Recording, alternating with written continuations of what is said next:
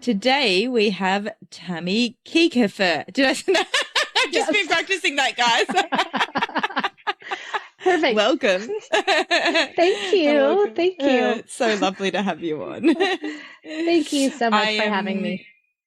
Oh, you're so welcome. I'm really excited for this talk because I remember when we had our little pre-podcast chat and hearing about your books and what you do, and it's just so needed, and I'm really excited to dive into everything. So let me introduce you. Though I do have a question that I should have asked you prior. I don't know what the LC stands for prior to the social worker. So is that? Licensed clinical social worker. There you go. She's a Yeah. licensed clinical social worker who operates a thriving psychotherapy practice since 2002, specializing in anxiety, depression, and trauma and relationships.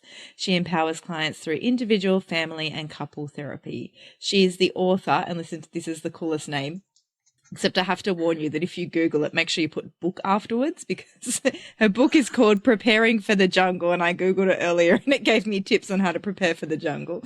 And I was like, no, I don't practically need tips to prepare for the jungle. And sure, she's crafting change of socks. Yeah, exactly. Get ready. She's crafting her second book on anxiety, and Tami co-hosts the Unguarded Minds podcast, blending holistic therapy with her experience as a certified yoga instructor for comprehensive healing. Very cool. Welcome. Thank you. Thanks so much. I love your book. So the whole title of her book, so I wrote this down because I was like, I want to dive into it more, but it's called Preparing for the Jungle, Avoiding Snakes and Pitfalls on the Path to Healthy Love. And I was quickly listening to some of your stuff this morning, and you said, are you a snake or are you avoiding snakes? And so I want to know, can you tell us more about that? How do we know if we're a snake or not? I know. Well, it hit me one day because I was writing the book about avoiding the other snakes and the other pitfalls out there in the dating world and when you're getting to know people. And then I thought, you know what? Maybe I'm the snake. Maybe we're the snake. Maybe we're the pitfall. Like, you don't know until you do some self-reflection. And of course, we're the snake in the pitfall sometimes because we bring our own baggage into relationships. And the whole preface of the book is fix you, not them. And you've got to get yourself to a complete whole place before you're available for a healthy relationship. So that's what I help people do. I love that. Tell me, like, what is a complete whole place? Because there's either a lot of talk about you need to get to like your complete whole self, and then also that the healing happens in a relationship. And so how do people distinguish between, like, have I done enough work? How do I know when I'm in a good space enough to start dating again? I mean, that's a great point. How do you know until you're out there and it's either working or it's not working? Yeah. So I think, I look at it that you want a relationship to be a bonus in your life. It's not where I need a relationship to feel happy. I need a relationship to feel fulfilled. I think we tend to have this idea that when this thing happens, then I'm going to feel great. My life's going to be wonderful. And that thing it doesn't have anything to do with you feeling happy and fulfilled and at peace inside. So I think that it's probably more about intention, and what's your intention when you're going out and you're trying to meet somebody? Is it to find those aspects of yourself that you feel like you're missing, or to feel needed or wanted? So I don't know, maybe that has something to do with it. Yeah, that's such a good point. People do that all the time, like, is in outsource their happiness to, like, you hear that with, like, they move or they buy something, or, like, it's just, when I do this thing, then I'll be happy. When I make this move, I'll be happy. And then they get there and they're like, oh, that's not it. Okay, wait a second. Yeah. Yeah. Yeah. Such a good point. I know you talk a lot about, when I started reading the start of the book, you talked about completing a self-assessment, and I loved that. So I wanted to dive into, like, how people can do that, like what they need to do to know where they're at initially, because you need to know where you're at to know where you're going, right? So yeah, tell us about that. So I think I came up with, well, at first, when I had initially written the book, I had that at the end to do a Ah, checklist of the person who you've chosen. Like you cast your net, and then it's like, okay, I'm meeting this person. I want to know, do they respect themselves? Do they do some self reflection? Do they take ownership for their actions? Just things like that. And then I thought, well, wait a second, if you don't know if you're the snake or the pitfall, you probably have to stop and do that first. So that's actually part of the first chapter. But it's just doing an yeah. assessment to see, where am I and how have I been living my life and what works for Mm, me and what hasn't worked for me and what are some aspects of myself that I need to change. mm, And so it gives you just kind of a starting place. I mean, we're always working on ourselves. No one's perfect. mm. And so what about when they find that stuff that they need to change? That's What chapter do they 2 do? and chapter Yeah. 3 and Read the book. um, Read the book, guys.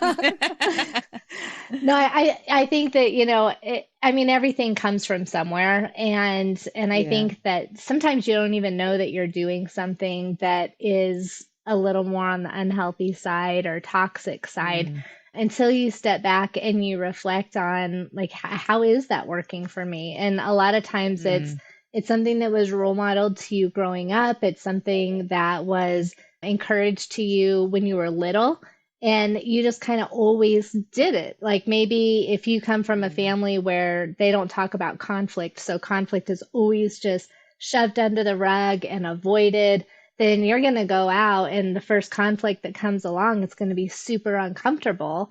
And you mm, might not even realize that you're doing the same thing of avoiding, but it's a learned behavior. And you mm. can't avoid conflict because it's part of life. So it's about, I have a chapter in there about how to deal with conflict and all the different kinds of conflict. So, Mm. yeah, so sometimes you don't even know that you're doing something because it was normal growing up. It Yeah. might just not have been healthy normal or healthy comfortable. Yeah. Yeah. How do people distinguish like between if you don't know what's healthy or not healthy, how would you know? Well, I think that's your trial and error. There's a Mm, part in the book where I ask you to reflect your past relationships. And so what I ask people to do, it doesn't even have to be romantic relationships. It could be relationships with a parent or a sibling or a colleague or a boss mm, or I don't know, whatever. And you look at it and you reflect back on it, like what were the red flags in that relationship? What was it, a positive relationship, a negative one? What were my contributions into why this relationship might not have turned out the way that I wanted it to. And so yeah, so you kind of you've got to reflect back because I don't know about you, I'm a big person, like there's no accidents and mm, everything, like no regrets. Everything's a learning opportunity. And mm. even the worst of the worst things that have happened, you've got to work a little bit harder on those traumatic events. But if you've been through something, it's part of you. You can't deny Mm. it. You can't avoid it. It's a part of who you are now. And what are you going to do with that information and experience moving forward that's going to help you in your relationship? Yeah. I love what you're saying. What keeps coming from my head is that I quite often get these two camps of people that I'm working with, either that more rarer that they struggle to see anything that's wrong, or there's a lot that's kind of gone wrong and it's harder for them to take this reflective view of it because they're so maybe overly critical of all the things that have happened and blaming themselves and so in the problem. And I wonder what tips you have for people that are feeling a bit stuck in that way and unable to take that curiosity view or that view, bird's eye view, because they're stuck in the guilt or shame around what they've done wrong in the past. I think guilt is a good thing. I think that Yeah. a little bit of guilt is a good thing. If you did something to hurt somebody, I hope you Uh, feel guilty because that means that you have a conscience. That means that you mm, care and you mm, feel bad about what you did. I think too much of a good thing can turn into a bad thing. And mm, so staying too long in the guilt part, it's like quicksand, it'll take you down. And I don't know, I was just talking to someone today about the secondary gain behind just total self-loathing and blame or blaming somebody else. You're getting something from it And that's why you keep doing it. Like you don't slam your hand in a car door over and over and over. Like maybe you do it once, but then you're very, very careful because you don't want to do it again because you don't have a benefit. But sometimes that self-blame can be a defense mechanism and it keeps you stuck. And you have to ask yourself, why are you keeping yourself stuck? What are you getting from that? And maybe it's a protection. Maybe it's, feeling like, well, if I'm not worth it, then I'm not going to put myself out there and then I know I won't get hurt. So maybe there's a secondary gain there. I love that. Looking what's kind of underneath it, hey? Yeah. And you have to be able to, I think, take a step back and just be curious about it and just examine it like it's what's going on here. Like what is underneath that? Right. Without that like bad you shouldn't have done that. Or yeah.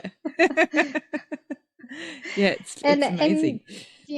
And maybe you do need, a little slap on the hand or a little wake up call because what you've been doing isn't working, but you still have that opportunity to say, okay, what can I do differently? And how come I'm doing this? What am I getting from it? Yeah. And that's a different thing. Hey, like it's a different thing to stay stuck in it and then keep repeating it because nothing's changing, but still stay stuck in it than to like having a look and going, what can I do differently? And sometimes it's like the tiniest of shifts. Yeah. Have you seen that with people that they just need to, it doesn't have to be massive. Yes. And I don't know, do you ever find where people are looking for that massive shift and it's not happening? And so they're just like, well, I guess this is it. Totally. I had a client the other day, it's like, I don't even know what work we've done in this 6 months. Like nothing's different. Then I was like, hang on, like joking. And I like listed all the things that are like, that I see as different. And they're like, oh yeah, like lots has changed. But he was like, I don't think anything's different. And I was like, no. Lots of things have shifted here. Like it was just, sometimes when you're so in it, you just don't notice those things. And maybe it's people around you who notice, or maybe it's not till you do start dating that you start attracting different people into your life that are different. Oh, that's so true. Yes. Yeah. I'm a big believer about your energy is attracting energy. Like I just feel like we're made up of energy. So if you're in that self-loathing, nothing ever works out for me, I'm not worth it, I'm never going to find somebody, then you go out there and you might find somebody, but they might have that same energy. And it's a little risky because you might start a very unhealthy relationship versus going out there with this kind of energy. Your level of attraction is going to be very different. Yeah, it's so true. And I literally had a call this morning with a client and she said, I don't remember what she said. She has people say to her, it must be easy for you or you can get anyone. It's right. You could get anyone you wanted. And she said, I hate that and I get really frustrated about it. And because I can't get anyone, the history shows that I can't. Look, I'm not in a relationship. And I said, yeah, but you believe that. You believe that you can't get anyone. So of course you're getting these reflections back to you constantly that you can't get anyone. Like, yeah, it's so true. And she's like, so whoa. And I was like, yeah. Ding, ding, ding, ding. Yeah, exactly. Because it's not, I think she could probably get anyone she wanted, like she's incredible, but her belief is that she can't. So therefore the experiences being reflected back to her are that she can't. Yeah. Yeah. Yeah. And it's just so, when you're in it, I think like you said, when it's your stuff, it's so much harder to see. And that's the benefit of going to therapy. That's the benefit of trying to talk to somebody is for someone else to say, wait a second, here's what I see. Do you see these things? Or helping you challenge that. It's my favorite times when I can, because, we are on the outside looking in, so I can see the patterns probably easier than you can, or, recognize words that are coming out of a person's mouth more than they can recognize those words. It's often not until I hear myself back that I'm like, oh, wow, I said that. Right. So that's what you've got. You've got that sound. And sometimes even clients saying that stuff out, that then they hear themselves and they're like, oh, wow, like I believe, listen to what I just said. I believe that. That's wild, I love that. I love that. And I feel like we all have that sense in there internally. It's somewhere in there. And based on experiences and bad relationships, it kind of gets squished down. And so when you Mm. can really hear your voice, whether it's through journaling or whether it's through talking or brainstorming. I think we all have that voice in there saying, I am worth it. And I think you just Mm. have to dig down and find that sometimes. Yeah. How do we work on like getting that back? And I'm thinking, particularly if you have anxiety, and often in my experience, the anxious voice is loud and it's more prevalent or easier to hear than the quiet, intuitive voice. How do you help people distinguish between what is their intuition or their gut telling them as opposed to what their anxiety is telling them to Oh, do? that is the $1,000,000 question. Do I trust my gut or am I making this up? Like I Yeah. can't tell what's going on. Well, I think that when you're operating from a place of anxiety, it's all about fear. And Mm. to me, anxiety is made up of two things. It's one, not having a sense of control over your environment. Not that you have to be a Mm. really controlling person, but everybody needs a sense of control, whether you're an infant or whether you're 110 years old. And so when you Mm. don't know what's coming around the corner and you don't have control, that'll cause anxiety. And then the second thing with anxiety is your cognitive thought process. So letting all the what ifs and the worst case scenarios and just, how that can snowball so quickly. So I think Mm. between the two of those, you're really operating from fear. And when your Mm. anxiety is high, your confidence is low. And when your confidence is Mm. high, your anxiety is low. And so Mm. so I think that even that is an awareness of checking in, where's my confidence right now? What am I worried about? What are some what ifs that I'm coming up with? And then really asking yourself, what do I want right now? And a lot of times we don't ask ourselves that. It's just more reactive to a situation versus Mm. let me take a pause, let me take a breath, and what is it that I really want right now or need? I love that pause.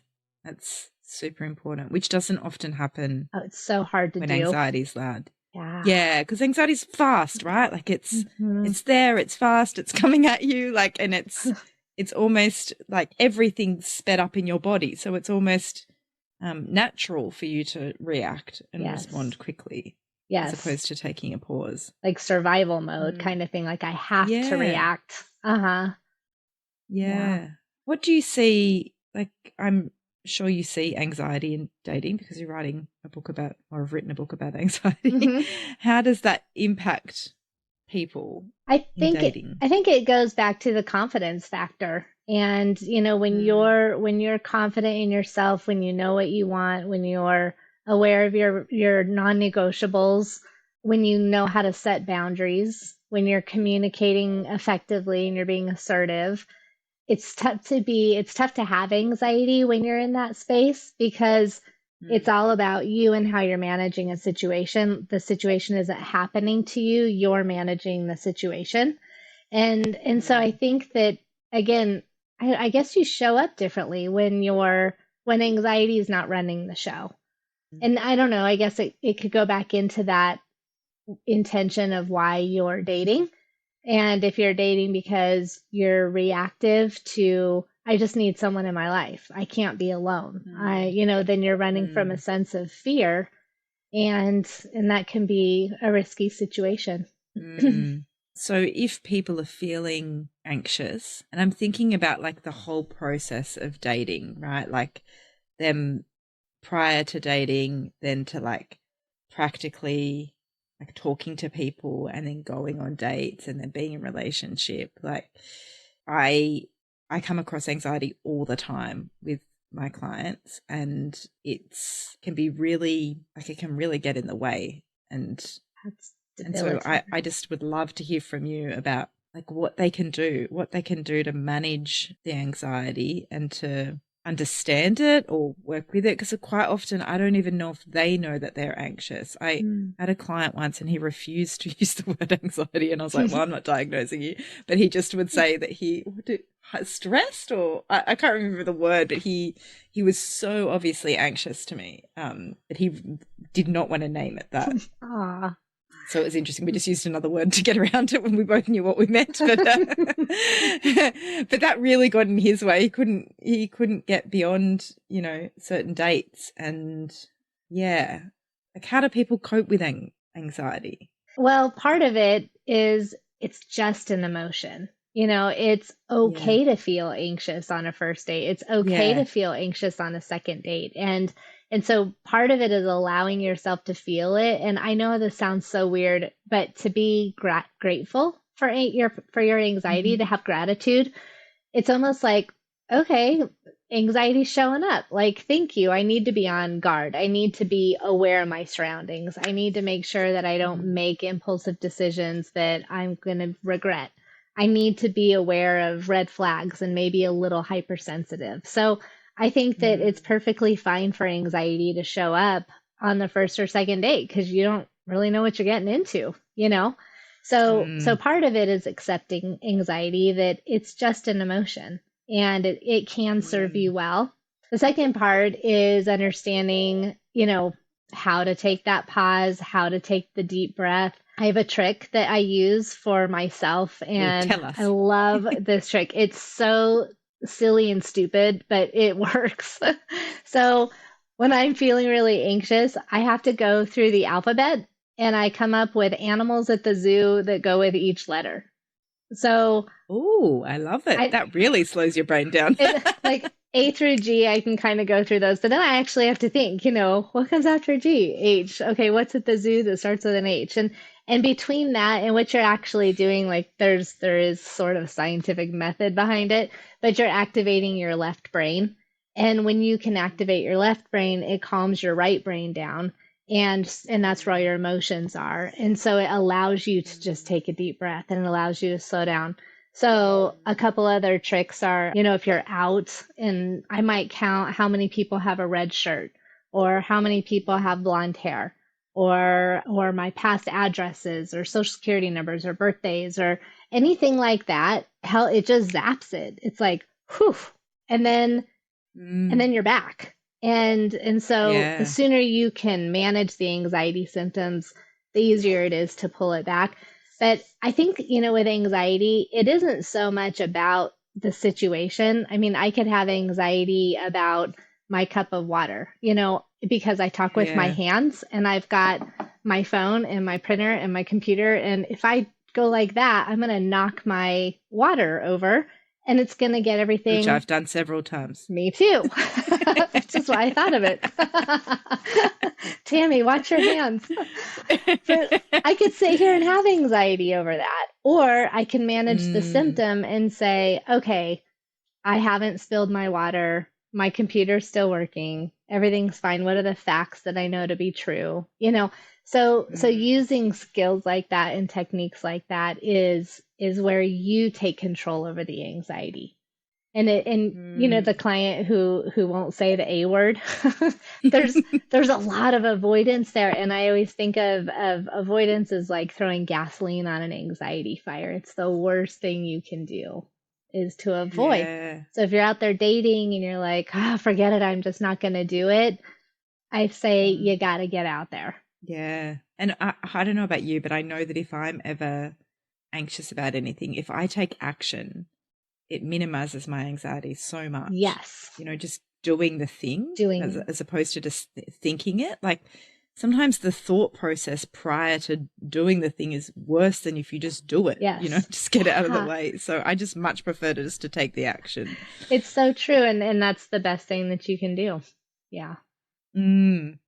And you said something really important. Well, it was the way that you said something before, which I don't know if people picked up on, but you said that when you spoke about anxiety, you said, "Hey, you're here," like, and as a way of externalizing it and recognizing that you're not the anxiety, or anxiety is not all of you. And I love tell people about that, like what you did there for people who don't know what you did there. I actually named my anxiety. It's Mildred. I don't know. So I'm like, hey, I love hey, it, Mildred. Mildred. And it's like, you're not invited to this party right now. So thanks for showing up, but I don't need you. And Yeah. it does, I don't know. I believe me, I've had panic attacks and anxiety my whole life, and I've gotten so creative on how to manage it because it's horrible. Mm. It's so Mm. debilitating. And that's Mm. why I ended up I've got one more chapter to write for the anxiety. I don't even have a title for it, so I don't even know what it's called. But yeah, it was like once I figured out how to manage the symptoms, life changed. Mm, Because you yeah. can have anxiety over anything, but you have to know that you can manage the symptoms. And so yeah, Mm, so I've named it. I visualized the situation, and I'm like, here comes Mildred. I don't need Mildred right now. Or hey, thanks for showing up because I do need to feel a little bit anxious right now. yeah. I love that you said that before, because it's like, it's not, I think sometimes we shame these things saying you shouldn't be here. You know, the anxiety shouldn't be here, but Mm. it needs to be here because that's what's protecting you in that moment. Oh yeah. You know, so that's not a negative thing that Mildred's Thanks. here. Right. Yeah. I heard a meditation, I think, a while ago, which asked the emotion that was really present to go in another room, Oh, and that know that I will come see you later. Like, thank you, anxiety, for being here. You're not welcome right now, but, you know, can you just go in the room over there, the spare room, and then I can come, cool. you know, you can come out again when you need it. So, like, I care for you, you know, Yeah, like anxiety, I don't hate you. You're not something that I need to shame away, but right now I don't need you to be here. I love You know, that. I love that. I do too. Yeah. Because it's you taking control over your situation. Mm-hmm. Yeah, I love that. Absolutely. And let's talk a little bit about anxiety in terms of relationships then, and how that shows up, and like new relationships. And because that's where I notice people can sabotage or end relationships when the anxiety is present. Hmm. So is there anything different that you would suggest there for people? Or I yeah. think it's, there's, I think we're two different people when it comes to you and your job. You're typically more confident because whatever you put out there is what you're going to get. And if you don't understand Hmm. something, you go YouTube it or you take a course or you read about it, you educate yourself so that you can understand it and so that you don't make mistakes. So there's a different level of confidence, like I've got this. When you get into a Mm, relationship, there's so much vulnerability because that's required because you need that other person to show up. You need them to follow through. You need to know you can trust them. You need to know they're not going to leave you. You need to know that they're not going to hurt you mm, and that you're not going to do these things to them. And so now mm, there's a dependence and there is a dependence. When people say don't be dependent, maybe it's like an interdependent, but there is a dependency when you join your life with somebody, even if it's for a date, even if it's you're still combining your time. And there's a reliance that I think a lot of people can feel very uncomfortable with because there's no guarantee. And it's the mm, one thing. I mean, you can't control other people no matter what, and nor would you want to. But I think that there's mm, just that like kind of a fear, like I'm floating out there. I'm just trusting that you're going to show up. mm, And so I think that that is why I am a big proponent in taking relationships slowly so that you get to know mm, people. You get to know them in all kinds of circumstances. You get to know them.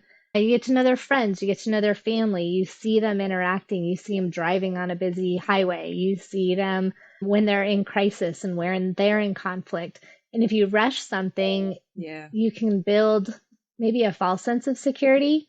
And then and maybe you read it right and you're lucky and things move fast and it worked. And then sometimes you get it wrong and you miss all those little Mm, cues to say, this isn't good. So I think mm, it's about taking things mm, slow, but also recognizing that there is a vulnerability that's required. And I don't know, mm. maybe that comes down to communication. When you're meeting somebody, it might be around, I don't know how deep you want to get into all your list of questions on your first date. That might be a little weird. but but in the back of your mind, you're doing that self-assessment of yourself, but you're also doing it of them also. But how do you know what you want until you know what you don't Absolutely. want? Absolutely. Yeah, it's quite often when I'm crafting like the list with clients around what they want, you know, I quite often flip into the like, well, what do you not want? Because then Yeah. we can turn that into what you want, you know? Yeah. So because sometimes that's easier for people's brains to go, well, I don't want a smoker and I, you Yes. know, don't want someone who has kids, you know, or whatever. At least Exactly. it's Mhm. easier for them. Yeah. Mhm. Yeah. Yeah, that's so important. And what about when that anxiety is not helping a relationship? As in, you've been together a few months, it is pretty secure, but you're feeling anxious that the anxiety is higher than perhaps I hate the word should, but should be in that Yeah. situation. Like, it is a safe relationship. It's good. They're not going anywhere, but your anxiety is telling you they're going to leave you, or they're, maybe because of past stuff. And maybe you haven't done this healing work prior to be there.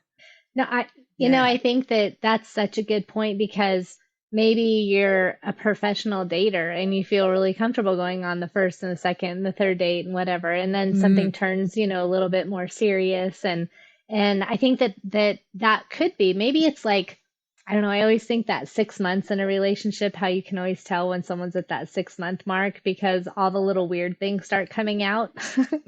and Yeah. it's like maybe that's when you have your first argument, or that's when you're like, Yeah. I don't know, people's just weird things that they do that's out of the norm of what you do.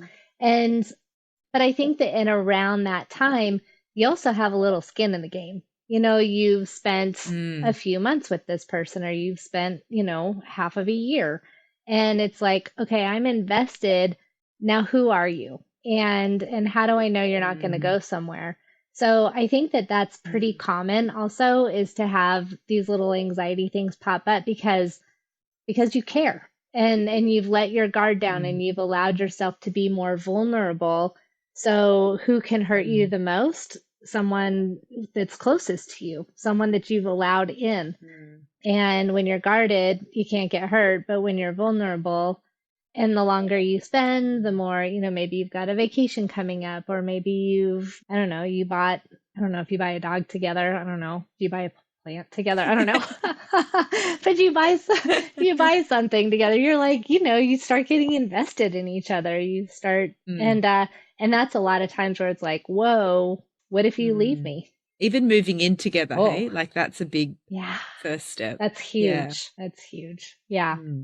So this is funny. And building that space together. Yes. So my husband and I, we've been together, I don't know, like 9 years or something. We just got married last year, and we don't live together yet. So we're taking it very slowly.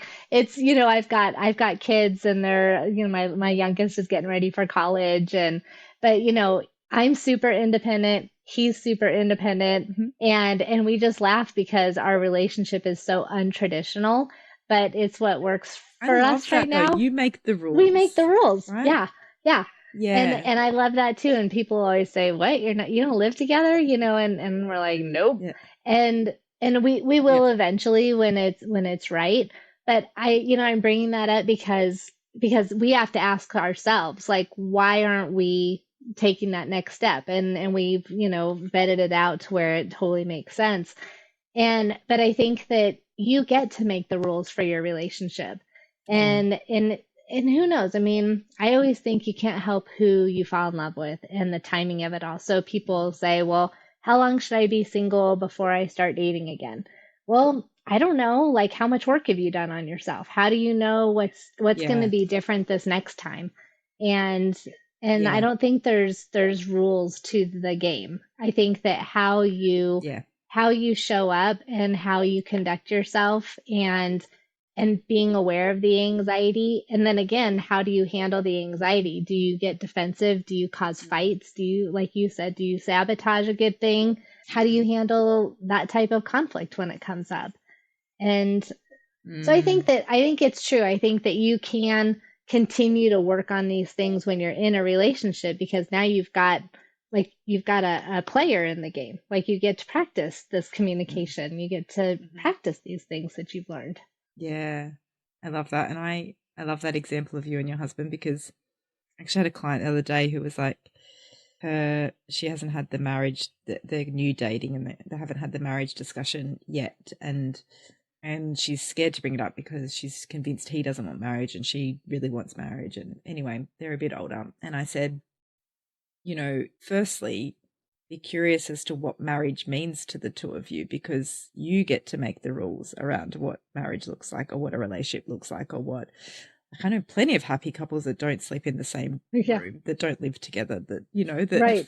I don't know, that in separate countries, it doesn't matter. Like there is no, I know society says there's these rules around it, but whatever. Someone made those rules up at some point. Right. Like just do what works for the two of you. As long as it works for the two of Yes. you, amazing. Who cares what Barbara and Mary Right.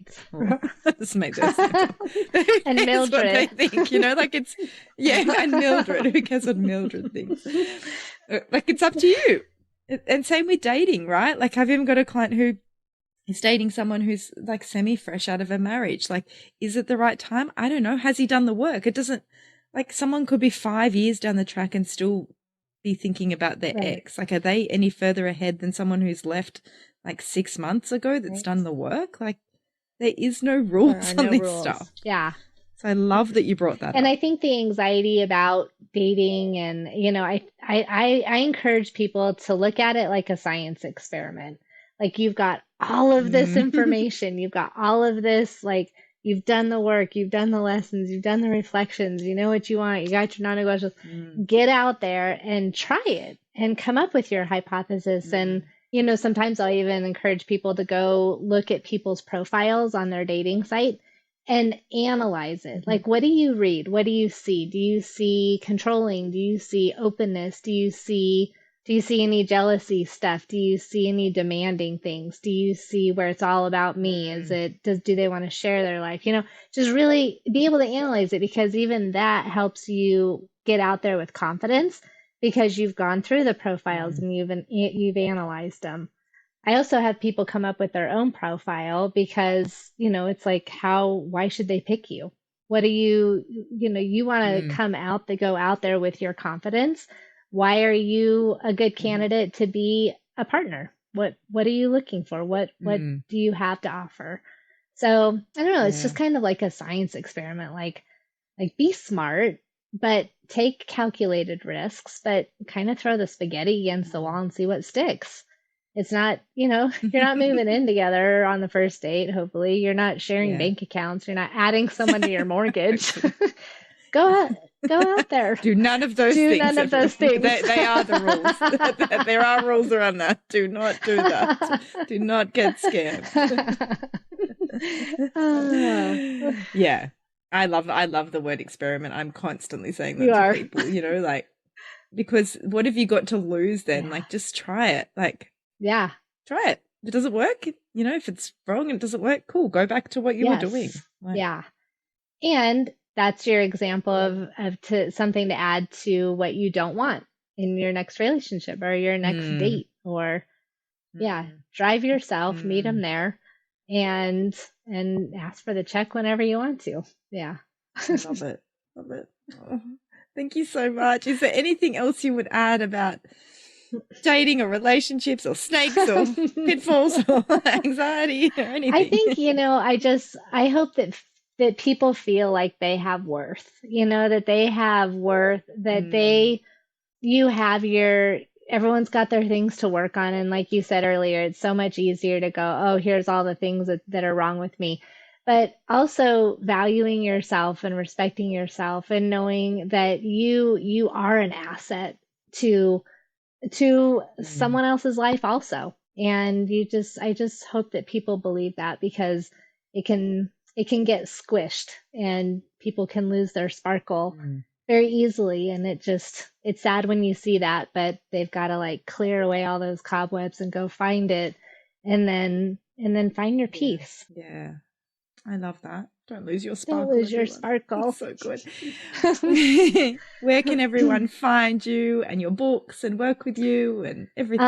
Probably my website is the best way. It's got all my stuff on there. It's healthyhealing.net. And I've got the online course. I've got the book. This is what it looks like, Preparing for the Jungle.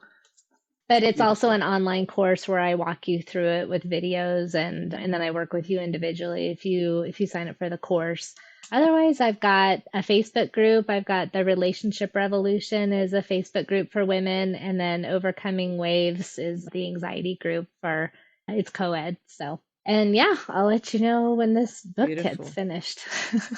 Beautiful. And we'll add all these links to the show notes. And I also noticed that you have a TikTok and you're quite funny. So I think everyone needs to get on there and check you out.